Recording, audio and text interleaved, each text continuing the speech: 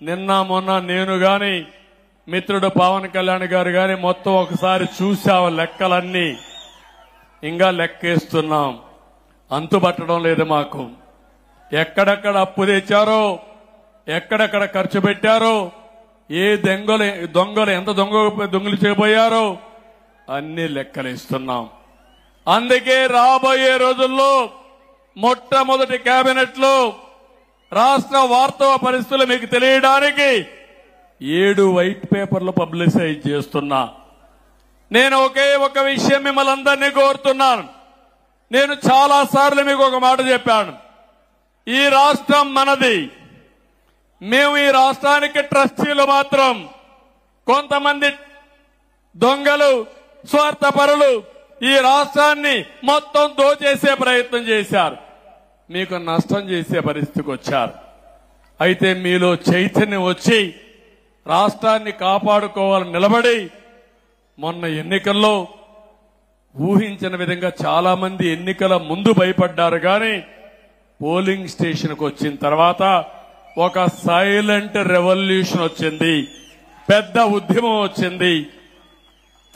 చరిత్ర తిరగరాసే అవకాశాన్ని మీరు తీసుకున్నారు. అందుకే మేము 7 వైట్ పేపర్లు చూస్తే, 1 రాష్ట్ర ఆర్థిక పరిస్థితి, 2 పోలవరం సాగునీటి ప్రాజెక్టులు పూర్తిగా విధ్వంసం చేశారు, 3 అమరావతిని సర్వనాశనం చేశారు, 4వది మీరు ఒకసారి చూస్తే ఎక్కడ చూసినా మద్యం ఏరులై పారి నాసిరకం మద్యం తెచ్చి ఈ పేద ప్రజల ప్రాణాలు తీసే పరిస్థితికి వచ్చారు. 5వది భూగర్భ ఖనిజ సంపద, ఇసుక, గ్రనైట్, లాటరైట్, ఒకటి కాదు అన్ని దోచుకునే పరిస్థితికి వచ్చారు. అదే సమయంలో ఇంకా 7 సబ్జెక్టులు పెట్టుకుని 7 సబ్జెక్టుల పైన వాస్తవాలన్నీ మేము ముందర పెడుతున్నాం. అదే సమయంలో మీరు ఒకసారి ఆలోచిస్తే మేమేదో ఇంకొక విధంగా వాళ్ళు చేయలేదని బ్లేమ్ చేస్తూ ఇంట్లో కూర్చోవడం కాకుండా నేను ఒక మాట చెప్పాను, మొదటి 3 సంతకాలు పెడతానని ఆ రోజు మీ అందరికీ హామీ ఇచ్చాను. తర్వాత మీరు చూస్తే మొదటి సంతకం మా తమ్ముళ్ల ఉద్యోగాల కోసం మెగా డిఎస్సి దగ్గర 16,346 ఉద్యోగాలకు మొదటి సంతకం పెట్టాను. మొదటి కేబినెట్ మీటింగ్ లోనే విధి విధానాలకు శ్రీకారం చుట్టాం.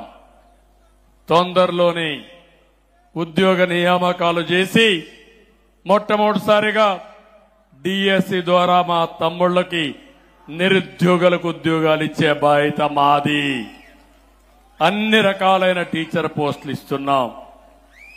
అదైన తర్వాత పేదవాళ్ల కోసం పింఛను పెంచడం, పేదవాళ్లకు పింఛన్లు ఇచ్చే విధానానికి శ్రీకారం చుట్టింది నందమూరి తారక రామారావు గారు. మొట్టమొదటిసారిగా 35 రూపాయలు ఆయన పింఛను ప్రారంభించారు, దాన్ని 75 రూపాయలు చేశాను.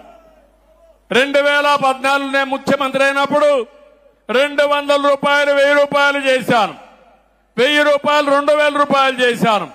అంటే 200ని 10 రెట్లు పెంచి 2000 రూపాయలు చేశాం ఈ పేదవాళ్ల కోసం. ఇప్పుడు మళ్లీ 3000 ఉంటే 4000 రూపాయలు చేశాను. ఏప్రిల్ నుంచి ఇస్తానన్నాను. అందుకే 65,30,000 మందికి జూలై 1వ తారీఖున 7,000 రూపాయలు డబ్బులు ఇచ్చే బాధ్యత. ఆ రోజు ఎన్నికలప్పుడు చెప్పారు, వాలంటీర్లు లేకపోతే మేము ఇంటి దగ్గర పింఛన్ ఇవ్వలేమని. సచివాలయ ఉద్యోగస్తులతో 1వ తారీఖున మీ ఇంటికే పింఛన్లు పంపించే కార్యక్రమానికి శ్రీకారం చుట్టాం. అంటే కల్లబొల్లి కబుర్లు చెప్పి మభ్యపెట్టి మోసాలు చేసే పాలకులు పోవాలి. ఇంకో పక్కన మీరు చూస్తే వికలాంగులకి 3,000 రూపాయల నుంచి 6,000 రూపాయలు చేసే కార్యక్రమానికి శ్రీకారం చుట్టాను. కొంతమందిని చూశాను, ఇంట్లో నుంచి బయట రాలేరు, నడవలేరు, ఇంట్లో ఒకరు వారికి సేవలు చేయాలి. చాలా మంది అలాంటి వాళ్ళు ఉంటారు. అందుకనే ఒక 20,000 30,000 మంది ఉంటే వాళ్లకు నెలకు 15,000 రూపాయలు ఇచ్చే కార్యక్రమానికి శ్రీకారం చుట్టాం. డబ్బులు ముఖ్యం కాదు, మానవత్వం ముఖ్యం. పేదవాడికి అండగా ఉండడం అవసరం. అందుకే ఈ కార్యక్రమానికి శ్రీకారం చుట్టాం. కొంతమందికి 10,000 రూపాయల పింఛన్ ఇస్తున్నాం. ఇంత ఇస్తున్నామంటే ఈ ప్రభుత్వానికి పేదవాళ్లపై నుండే ప్రేమ అని చెప్పి నేను మీకు తెలియజేస్తున్నా. ఇది ఒక కార్యక్రమం పెట్టుకుని మొదటి తారీఖున ఒక పండుగ వాతావరణంలో ఈ పెన్షన్లు పంచే కార్యక్రమానికి శ్రీకారం చుడుతున్నాం. మీరందరూ కూడా నిండు మనసుతో ఆశీర్వదించండి.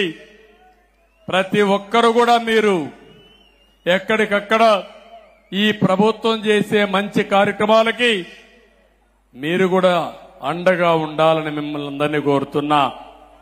3వ కార్యక్రమం